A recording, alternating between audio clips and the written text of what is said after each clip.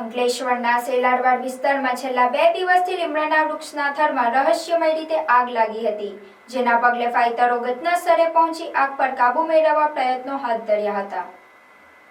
અંકલેશ્વરના સેલારવાડ વિસ્તારમાં આવેલ વિશાળ લીમડાના વૃક્ષમાં આગ ફાટી નીકળવાની ઘટના સામે આવી છે.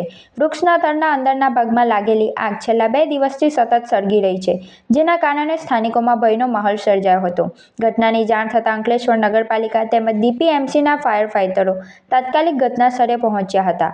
આગ અન્ય ભાગોમાં ન ફેલાય તે માટે સુરક્ષાત્મક પગલાં રૂપે વૃક્ષની કેટલીક ડાળીઓ કાપવાની કાર્યવાહી પણ કરવામાં આવી હતી. ઘટના સ્થળની આસપાસ ગેસ લાઇન હોવાની શક્યતા હોવાથી તકેદારીના ભાગરૂપે ગુજરાત ગેસ કંપનીને પણ જાણ કરવામાં આવી હતી. હાલમાં વૃક્ષની નીચે ગેસ લાઇન અથવા ગેસ પોઇન્ટ છે કે નહીં તેની તપાસ માટે કવાયત હાથ ધરવામાં આવી છે. અંકલેશ્વર DPMCના chief fire officer Pritesh Patel telephonic વાતચીતમાં જણાવ્યું હતું કે વૃક્ષમાં આગ લાગવાના કારણોની તપાસ ચાલુ છે. જ્યાં સુધી અંદરનું થડ સંપૂર્ણ બળી ન જાય ત્યાં સુધી આગ પર કાબૂ મેળવવો મુશ્કેલ છે. ભરૂચના લોકો તૈયાર થઈ જાઓ વર્ષમાં માત્ર એકવાર આવતા વેપાર મેળા માટે. આ મેળામાં બાળકો, મહિલાઓ એન્ડ યુવાઓ બધા માટે કંઈક ને કંઈક તો મળી જશે.